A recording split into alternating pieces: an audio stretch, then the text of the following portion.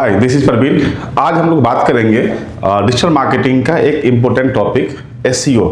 SEO का नाम आप पहले भी सुने होंगे, सर्च इंजन ऑप्टिमाइजेशन, जो कि अब उसमें थोड़ा सा ऐड हो गया है एईओ और जीईओ, आंसर इंजन ऑप्टिमाइजेशन और जनरेटिव इंजन ऑप्टिमाइजेशन।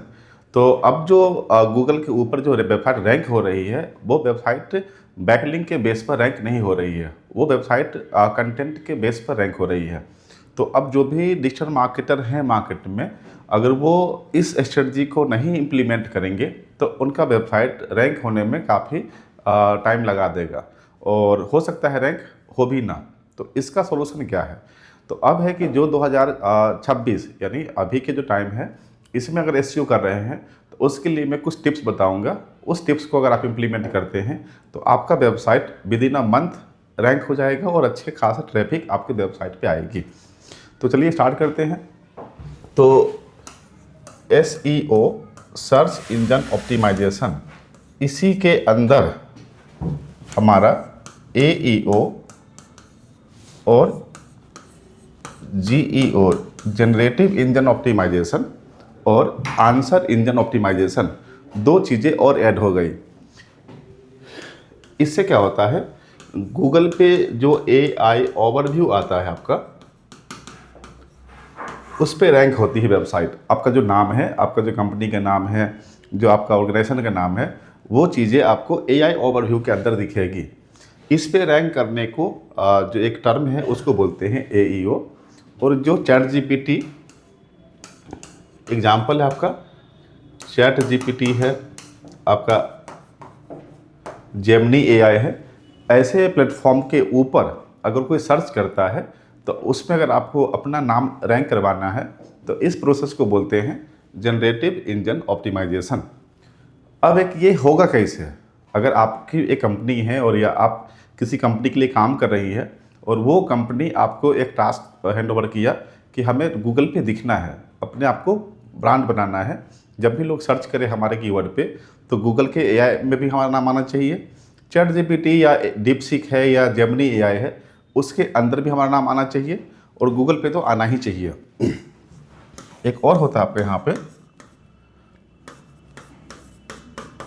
अगर आपका बिजनेस लोकल है, किसी एक सेंटर है या कोई आपका शॉप है या कोई एक आपका कोई हॉस्पिटल है, तो इस केस में अगर आपका सेंटर कहीं पे है, उस केस में आपका एक लोकल एसईओ ऐड हो जाता है, जो गूगल के टॉप पे मैप के साथ में दिखता है। एक साइड मैप होता है, एक साइड 3 बिजनेस का नाम होता है।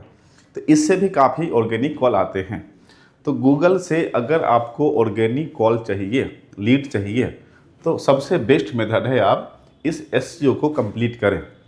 अब ये एसईओ थोड़ा सा डिफ़िकल्ट होता है, इसलिए बहुत कंपनी या जो सर्विस प्रोवाइडर लोग हैं वो चाहते हैं एसईओ को छोड़ दो, मुझे गूगल ऐड लगा दो। तो इसका एक अल्टरनेटिव क्या है? Google add. तो गूगल ऐड पे आपको पता होगा कि सीपीसी लगता है। हर क्लिक के बदले आपको उसके पे करना पड़ता है गूगल को, और ये डिपेंड करता है कंपटीशन के ऊपर। अगर हाई कंपटीशन कीवर्ड है तो उसका सीपीसी हो सकता है आपका 50, 70, 80, 90 भी हो सकता है। अगर कंपटीशन लो है तो वो सीपीसी आपका may be 2 rupees, 3 rupees, 5 rupees भी हो सकता है। तो ये सीपीसी वैरी करता है और वो सीपीसी को भी कम करने का स्ट्रेटजी होता है, वो हम आपको अगले लेक्चर बताएंगे जब हम गूगल ऐड की क्लास लेंगे। आज हम बात करते हैं इसमें रैंक करने के लिए हम स्ट्रेटजी क्या बनाया। तो सबसे एक बेसिक चीज़ समझिए आप कि गूगल का काम क्या है। गूगल क्या करती है कि गूगल एक प्लेटफॉर्म है, गूगल के प्लेटफॉर्म पे उसका अपना कंटेंट नहीं होता, यूजर का कंटेंट है, और कुछ ट्रैफिक जो है यूजर ही सर्च करते हैं। तो आप सोचिए कि कोई एक एग्जांपल लेते हैं, कोई कॉलेज है, college BTech course, BCA, MBA, बहुत सारे कोर्स करवा रही है, और ऐसे कॉलेज की संख्या दिल्ली एनसीआर में एक एग्जांपल लेते हैं कि 100 है। अब 100 कॉलेज क्या करेगी? गूगल पे चाहेगी हम अपने आप को रैंक करें, और गूगल के पास कितना पोजीशन है टॉप के पेज पे? 10 पोजीशन है। तो 10 जो कॉलेजेज है वही फर्स्ट पेज में रैंक करेगी, और कॉलेज की संख्या कितनी है? 100। तो बाकी कॉलेज कहाँ जाएगी? तो second page, third page, fourth page पे जाएगी। ये तो हुआ गूगल पे लिस्टिंग का प्रोसेस। अब है कि जब ट्रैफिक कोई स्टूडेंट अगर सर्च करता है गूगल पे जाके कि best BTech college in Delhi NCR, तो गूगल अब किसको रैंक करवाएगी, ये सबसे बड़ा टास्क होता है। और हमारा गोल क्या है कि जब कोई यूजर कोई हमारा कीवर्ड के ऊपर सर्च करता हो तो मैं अपने कीवर्ड जो हमारा कीवर्ड है उस पर हमारे कॉलेज का नाम ऊपर रैंक करें। तो ये जो चीज़ें हैं ये होता है काम एसईओ का। अब बाकी लोग से हम अलग क्या करें कि हमारा वेबसाइट टॉप पे रैंक करे, इसके लिए गूगल, ये तो चीज़ें आपको क्लियर हो गया होगा कि अगर आपको ऑर्गेनिक ट्रैफिक चाहिए यानी बिना पैसा पे किए हुए ट्रैफिक चाहिए गूगल से, तो उसको बोलते हैं ऑर्गेनिक ट्रैफिक। तो ऑर्गेनिक ट्रैफिक के लिए आपको एसईओ के अंदर ये सारी चीज़ें करनी पड़ेगी। अब नेक्स्ट आते हैं, गूगल को चाहिए कंटेंट। सिंपल सा आंसर है, गूगल आपसे क्या उम्मीद करता है, आप गूगल को क्या प्रोवाइड करते हो, कंटेंट। यूजर को क्या चाहिए, कंटेंट। कंटेंट हो सकता है किसी फॉर्म में हो सकता है, वो हो सकता है आपका टेक्स्ट के फॉर्म में हो, इमेज के फॉर्म में हो, वीडियो के फॉर्म में हो, क्वेश्चन आंसर के फॉर्म में हो, उसको चाहिए कंटेंट। अब जिसका अच्छा कंटेंट होगा गूगल उसको टॉप पे ला देगा। तो ओवरऑल क्या आगे यहाँ पे कंटेंट के अंदर में यहाँ पे आ गया क्वालिटी।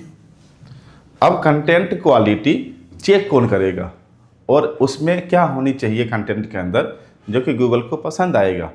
इसके लिए गूगल ने एक रूल्स बनाया क्वालिटी को ये चेक करने के लिए, EEAT रूल। अब ये EEAT रूल क्या होता है, गूगल उस कंटेंट को रैंक करवाती है जिसमें एक्सपीरियंस आपका यहाँ पे एक्सपीरियंस हो, आपका यहाँ पे अथॉरिटी हो, ट्रस्ट हो और यहाँ पे एक्सपर्टीज हो। तो जो कंटेंट के अंदर experience, expertise, authority, trust gain कर रहा हो कंटेंट, ऐसे कंटेंट को गूगल देता है प्रायोरिटी।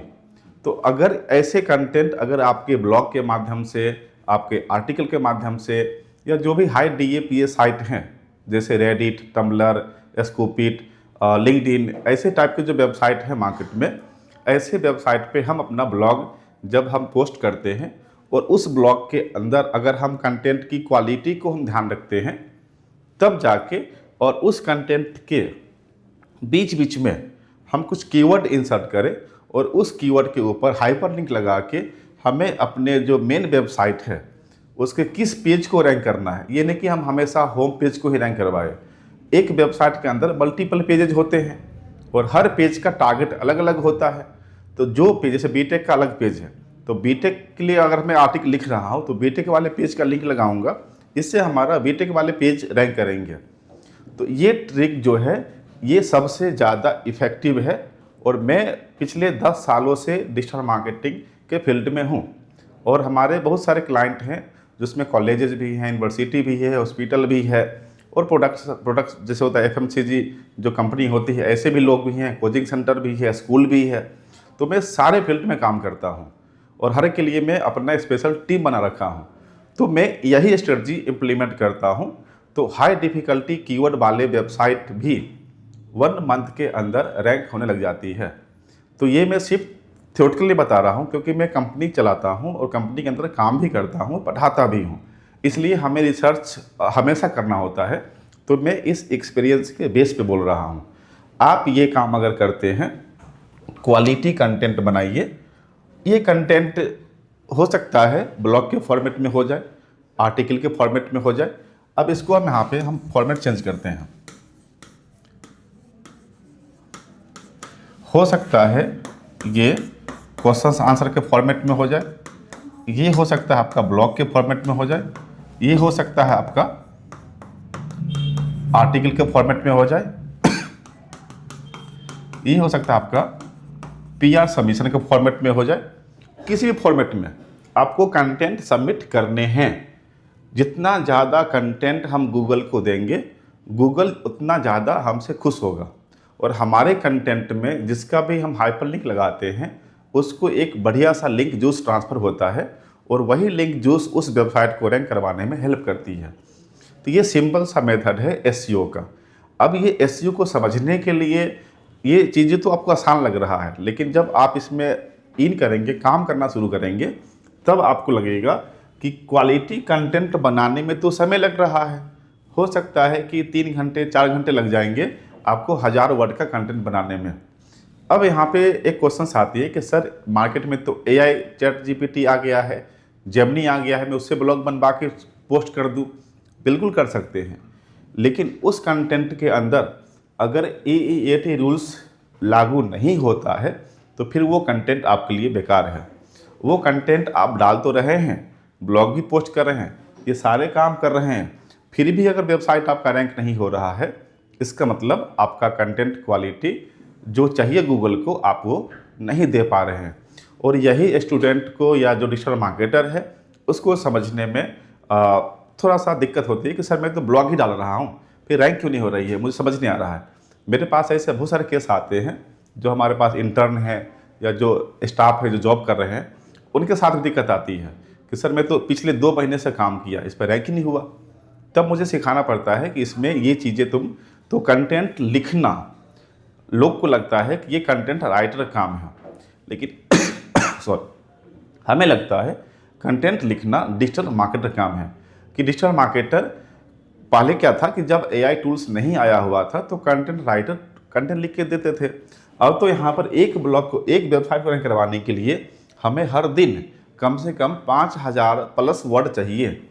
अब अगर मैं कंटेंट राइटर को बैठा के लिखवाना शुरू कर दूँ तो ये ज़्यादा एक हाई बजट भी हो जाएगा और वो चीज़ें नहीं हो पाएगा जो हम मेरे मन में हैं। इसका सॉल्यूशन एक ही है कि अगर आप डिजिटल मार्केटर हैं और चाहते हैं SEO एक्सपर्ट बनना, तो आप कंटेंट राइटिंग का भी स्किल डेवलप करिए, तभी आप SEO एक्सपर्ट बन सकते हैं। कंटेंट राइटिंग कोई बहुत बड़ा ये नहीं है, आप मैक्सिमम 2 मंथ प्रैक्टिस करते हैं अगर ब्लॉग आर्टिकल क्वेश्चन लिखने में, और AET रूल्स को आप उसमें इम्प्लीमेंट करना शुरू कर दें, मैक्सिमम 2 मंथ लगेगा, आप कंटेंट राइटिंग में एक्सपर्ट बन सकते हैं। और अगर एक बार कंटेंट राइटिंग एक्सपर्ट बन गए, फिर आपका फिर वेबसाइट रैंक करवाना या कोई ब्लॉग रैंक करवाना, आर्टिकल लिखवाना आपके लिए बहुत ईजी हो जाएगा। ऐसे ऐसे भी ब्लॉग होते हैं जो आज ब्लॉग आप लिखिए, इंडेक्स रिक्वेस्ट डाल दीजिए, इंडेक्स होने के 1 दिन बाद ही वो हो सकता है टॉप पे रैंक करे। ये किसके दम पे हुआ?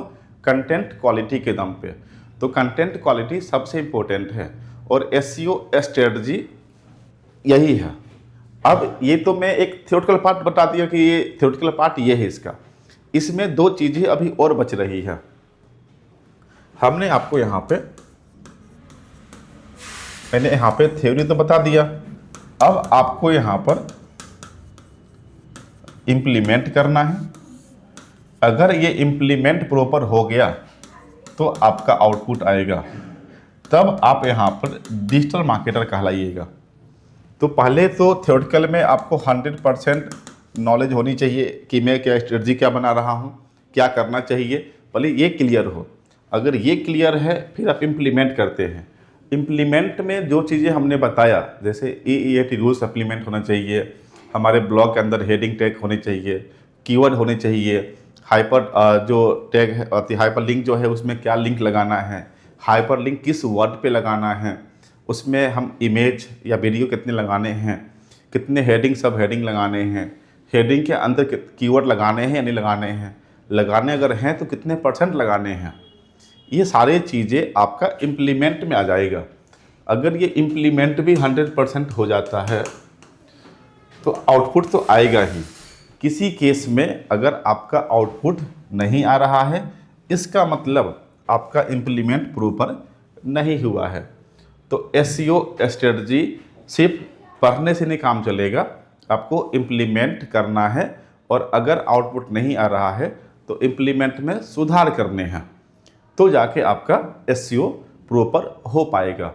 और अभी का जो सिनेरियो है मार्केट का, वो अब जो बड़ी बड़ी कंपनी हैं वो ऑर्गेनिक ट्रैफिक पे ज़्यादा मतलब ट्रस्ट करती है, क्योंकि ऑर्गेनिक में मुझे कोई CPC लगाना नहीं है और 24/7 वो हमेशा वेबसाइट टॉप पे रहेगी, और वो लीड क्वालिटी ज़्यादा अच्छा होता है as compare to Google ad का। क्योंकि आप अभी देखिएगा जो डेवलप कंट्री है उनको पता चल गया ये चीज़ कि गूगल ऐड में कोई भी नई सी नई कंपनी भी रैंक हो सकती है। तो उस पर ट्रस्ट लोग कैसे करेगा? आज ही कंपनी बनाई और वो पैसा गूगल को पे करके टॉप पे रैंक कर रही है, तो लोग को उस पर ट्रस्ट नहीं होता है। जब तक लोग को ये समझ नहीं रहता है कि ये गूगल ऐड क्या होता है, तब तक उनको क्लियर नहीं होता है कि ये गूगल ऐड क्या है और ऑर्गेनिक एसईओ क्या है। लेकिन जिनको ये पता चल जाता है कि ऑर्गेनिक वाले जो वेबसाइट रैंक करते हैं वो बहुत पुराना वेबसाइट होता है, वो मेहनत किया हुआ वेबसाइट है, तो वो काफ़ी समय से टिका हुआ है, तो ऐसे वेबसाइट पे लोग को ट्रस्ट बनती है। क्लियर है? तो ऑर्गेनिक ट्रैफिक और पेड ट्रैफिक में बहुत डिफरेंस है। तो जो लॉन्ग टर्म चाहते हैं बिजनेस को बनाए रखना, वो ऑर्गेनिक पे तो फोकस करेंगे ही। टाइम टू टाइम वो गूगल ऐड, या जब उसका पीक टाइम आता है, जैसे एडमिशन का टाइम आ गया, कुछ ऐसा जो हर फील्ड में उनका एक पीक टाइम आता है जिसमें मुझे क्लाइंट चाहिए, तो वो बीच बीच में अपना ऐड लगा लेंगे, गूगल ऐड लगा लेंगे थोड़ा सा बूस्ट करने के लिए। बाकी ऑर्गेनिक में तो उनको रहना ही पड़ेगा। ऑर्गेनिक सिर्फ वेबसाइट रैंक नहीं होता है। अगर हम हाई DAPA साइट पे अगर मैं बढ़िया ब्लॉग लिखता हूँ, तो हमारा जो AI ओवरव्यू है उसके अंदर भी हमारा नाम आना लग जाएगा, और ChatGPT ऐसे प्लेटफॉर्म पे भी हमारा नाम उस पर आना शुरू हो जाएगा। तो सबका सॉल्यूशन एक ही है, quality content with EEAT rules के साथ कंटेंट सबमिट करना डिफरेंट प्लेटफॉर्म पे। ये है आज का हमारा एक छोटा सा टिप्स। अगर आप SEO एक्सपर्ट बनना चाहते हैं, या डिजिटल मार्केटर हैं, या किसी के लिए काम कर रहे हैं, तो आप उसमें ये थोड़ा सा आप सुधार कीजिएगा, आपको बहुत फ़ायदा मिलेगा। ठीक है, आज के लिए इतना ही। Thank you.